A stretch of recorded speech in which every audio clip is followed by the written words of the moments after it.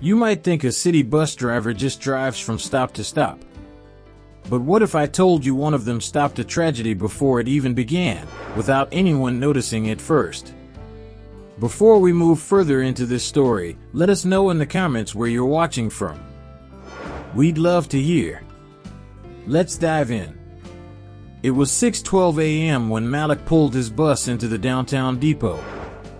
The city was still quiet, the streets washed in that pale blue morning light, shop shutters still down, street lamps blinking out one by one. Malik, in his neatly pressed navy uniform, adjusted the rearview mirror and took a slow sip of coffee from a battered steel thermos. Same route, same schedule, same faces. By the third stop, the bus was half full, an accountant in a gray suit, two high school kids sharing earbuds, a woman balancing a paper bag of groceries. Malik scanned the aisle like he always did, eyes sharp but expression calm. That's when he noticed him. A young man in a wrinkled dark hoodie stepped aboard. No backpack. No phone in his hand. His movements were slow, uncertain, almost like he was calculating every step. Malik took his fare, cash, folded tightly, and watched as the young man kept his hands buried deep in his pockets, eyes fixed on the floor. He moved to the back row, slouched against the window, lips moving faintly as if murmuring to himself. Malik knew the look. He'd been driving for 14 years, and certain things stood out. This wasn't just fatigue. It was something heavier. The bus rumbled on, but Malik's attention kept flicking to the mirror. He didn't know why, not yet, but something in his gut told him to keep watching. The next stop came, and more passengers filed in, a nurse in scrubs, a man with paint-stained jeans.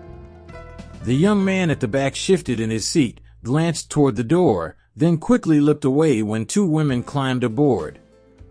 Malik caught the movement in the rearview mirror, and that's when he saw it. Barely visible, sticking out from the pocket of that hoodie, the edge of a black handle. Not plastic, not a toy. Something heavier. His chest tightened.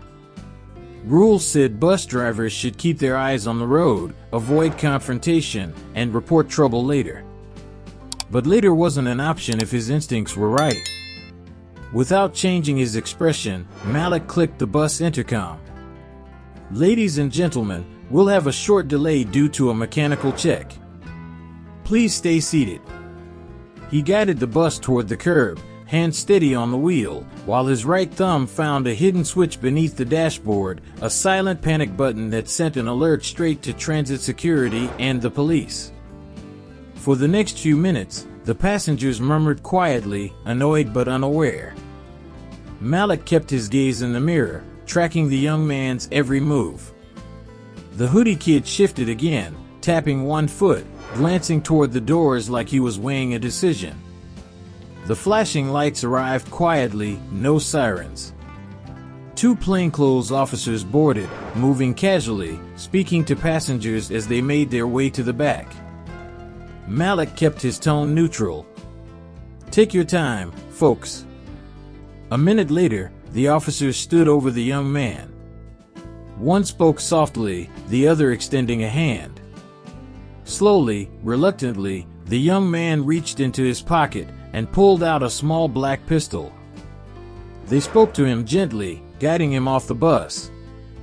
Outside, Malik saw a patrol car parked discreetly down the block, its lights off.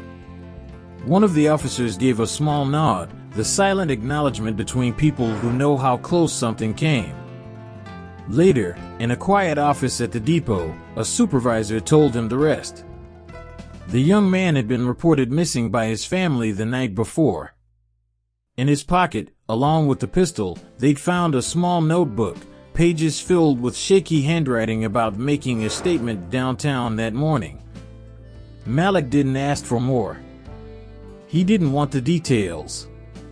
All he knew was that if he'd driven past that feeling in his gut, this morning could have ended in headlines. He finished his shift, drove the empty bus back into the garage, and sat for a moment with the engine off.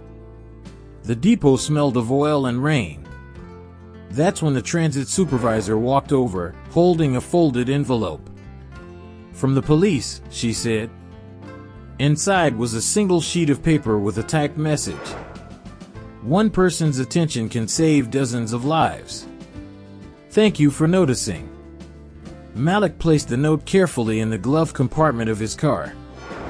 The next morning, he woke before sunrise, poured his coffee, and started his route again. He didn't think of himself as a hero. He thought of himself as someone who noticed and acted when it mattered. Because sometimes, the only thing standing between disaster and safety is a person who refuses to look away.